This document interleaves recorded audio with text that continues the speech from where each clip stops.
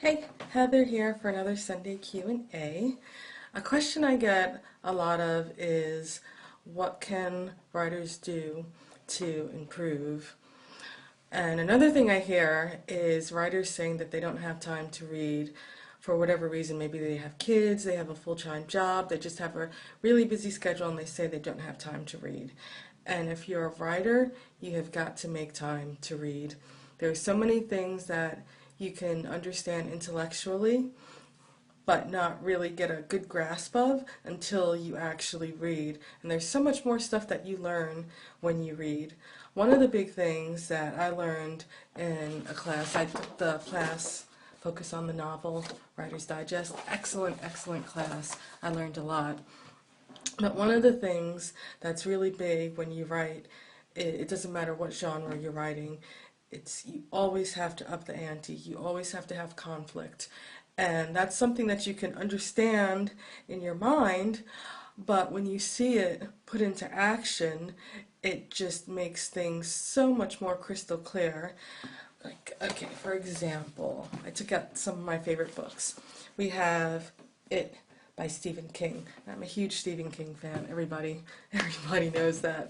But you have a book like It, where you have these 7 characters. Starts out when they're kids. They live in this small town, and every 30 some odd years, this thing awakens, and these horrific events start happening. People killing each other, just horrible things.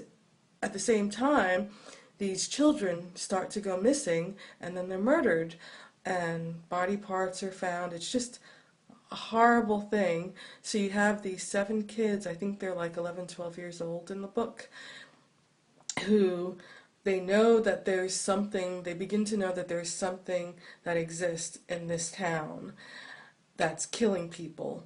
One of the characters, his brother, has been murdered by this thing.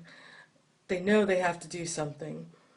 They feel like they have to do something to stop it, otherwise more people, more kids are going to go missing. At the same time, you have this horrible situation. Stephen King ups the ante by giving them a bully, this older kid, Henry Bowers, and his little gang of losers. He lives to make their lives miserable. He does all types of vicious things to them. So not only do they have this evil entity to worry about, Stephen King ups the ante and he gives them this horrible bully, so they can't just focus their time and all their efforts on trying to overcome it, which I'm not going to talk about the spider issue, but they're not gonna, they can't focus on that because they have this bully to worry about. The Stand, that's another Stephen King book. You have a super flu. Most of the Earth's population is decimated. The survivors have to figure out, one, how do you survive? How do you begin to start society again? But they can't focus on that because Stephen King has upped the ante and he's given them this supervillain in Las Vegas who is amassing a big I don't know whether I want to say following, but he's creating this community in Las Vegas, and they know once he has enough power and the means, he's going to go after them. So you have this super flu, you have people struggling to survive, and then you have this incredibly evil guy who's not really human in Las Vegas to worry about. So it's always constantly upping the ante. Another book, my last book, is Relic by Douglas Preston and Lincoln Child. Anything that they write is excellent, by the way. I don't know, some people saw the movie Relic. I think it came out in the 80s. Really good movie, but the book is a million times better. In Relic, you have a museum, a creature in a museum that's killing people. It's killing visitors to the museum. It's killing museum workers. It's even killed children. It's just this vicious, horrific thing that they don't even know what it is. They don't know where it comes from. So they have to figure out, what is this thing? How do we destroy it? How do we stop it? The FBI is involved, well, through the super FBI agent Pendergast. The NYPD is involved. You have one of the main characters that works at the museum, Margot, and They're all trying to figure out what is going on. Smithback, my sister would kill me if I didn't mention the reporter Smithback. And they're all trying to figure out what's going on, figure out how to stop this thing. Meanwhile, there's this huge exhibit that's scheduled to open in a few days.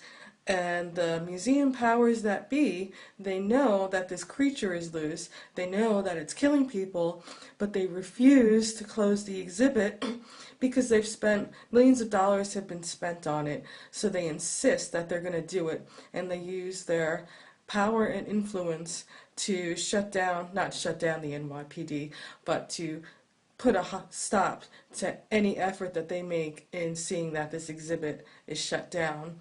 So you have a museum creature, you have all types of people being murdered, you have the police, you have Margot, you have Smithback the reporter, everybody trying to figure out what's going on, what this thing is, and how to stop it. And then you have this super huge exhibit that's set to open.